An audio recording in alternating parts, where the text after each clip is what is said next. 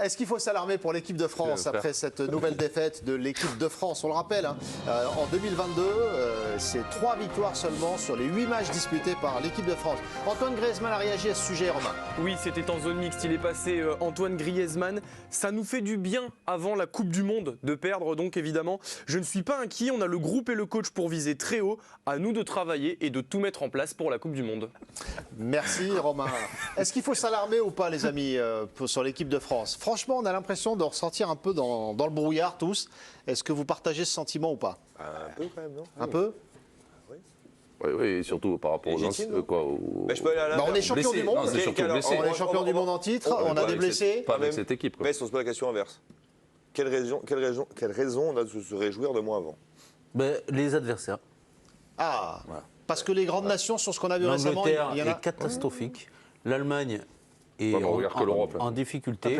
Il y a le Brésil qui semble intéressante. L'Argentine, quand même, quand tu regardes la compo, moi je veux bien. C'est pas mal quand même. Donc la seule bonne nouvelle, c'est les autres. Elle n'a pas perdu depuis 2020 quand même.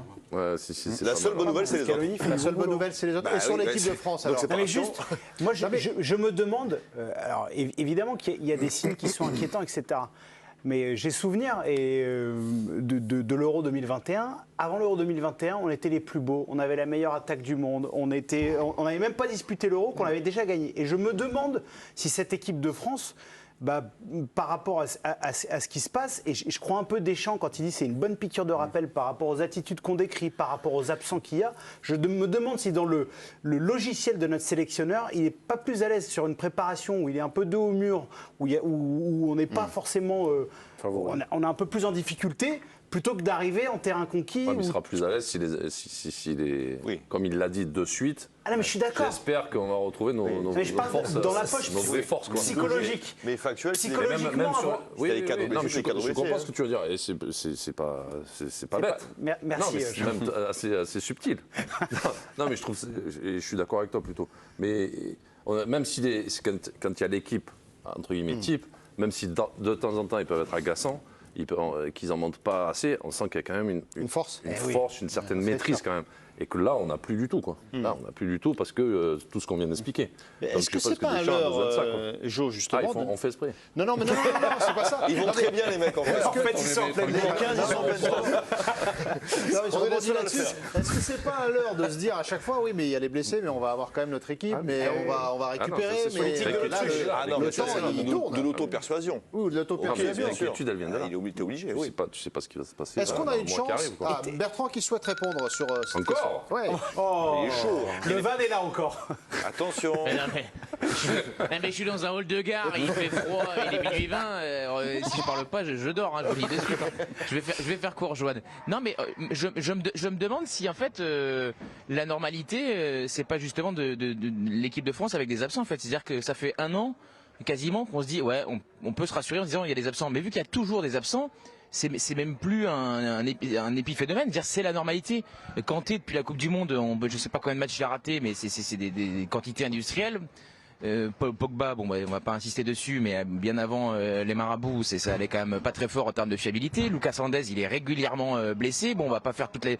Varane était disponible là, mais il est souvent blessé aussi. Donc en fait, je pense qu'il faut qu'on fasse le deuil d'une équipe qui n'est plus la nôtre en fait. Et donc on va y aller. On va y aller pas très gaillard. Donc moi je vois aucune raison, honnêtement, quasiment aucune raison d'être optimiste, si ce n'est de se dire on a le Ballon d'Or et un futur Ballon d'Or, voilà. Mais ils étaient là à l'Euro et on a fait, voilà, une main devant, une main derrière. Donc je suis Bertrand. Je suis Bertrand à 100%. Et donc depuis qu'il y a cette rotation de blessés, combien de victoires en un an? On a gagné 3 matchs sur 8 en 2022, voilà. Dont 2 matchs. Mais surtout, voilà.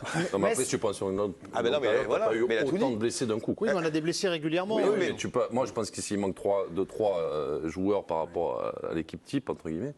Ça peut passer. Si t'en manques 10-12, ça va être très compliqué. Oui, mais voilà, c'est pour lesquels t'as pas de marge. Il y a des postes, t'as pas de marge. Tu vois bien. Pas de marge. Moi, je constate quand même que.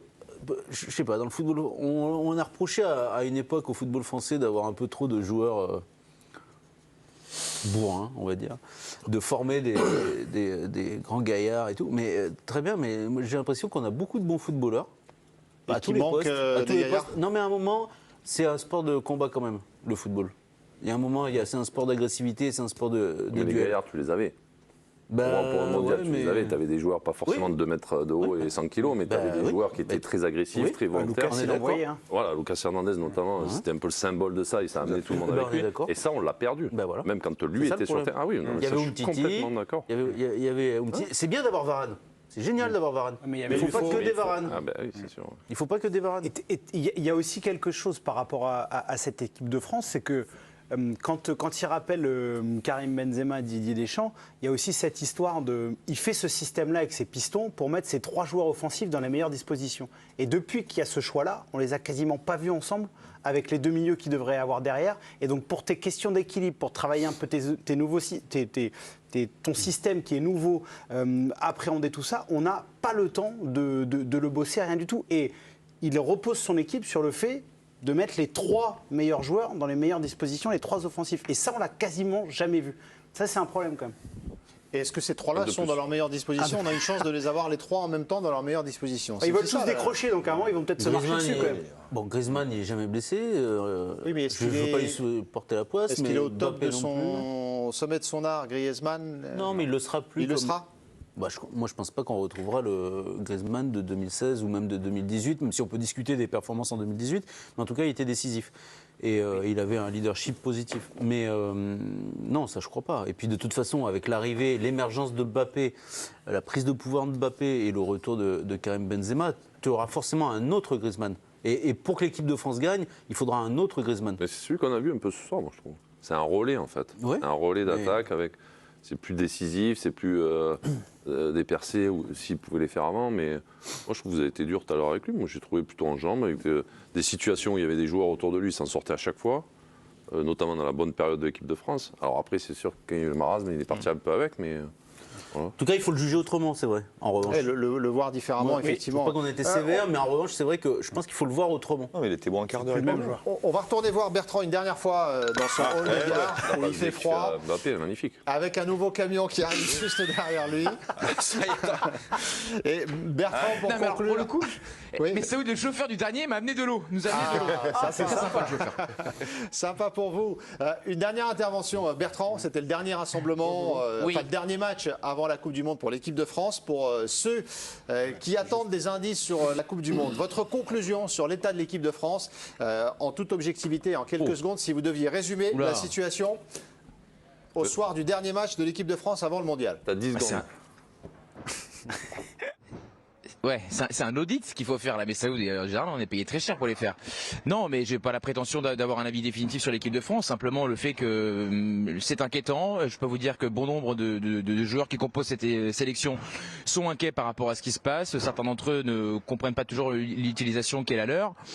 Donc le tableau il est comme cela. Après on peut toujours s'appuyer sur des joueurs de classe et ce soir je pense que si dans les 20 premières minutes on arrive à marquer ce premier but et qu'Mbappé est plus adroit, peut-être que les conclusions sont différentes. Mais voilà, on a beaucoup de blessés, mais je pense qu'on en est à un point maintenant où on peut plus se réfugier derrière ça. Et moi je suis pas très optimiste pour la Coupe du Monde qui nous attend, mais je crois pas être le seul. Merci beaucoup Bertrand. Vous étiez accompagné de Jérémy Jalingros. C'est important d'avoir votre ressenti justement, vous qui suivez l'équipe de France. Ça va mieux, je me sens mieux là. Merci Bertrand.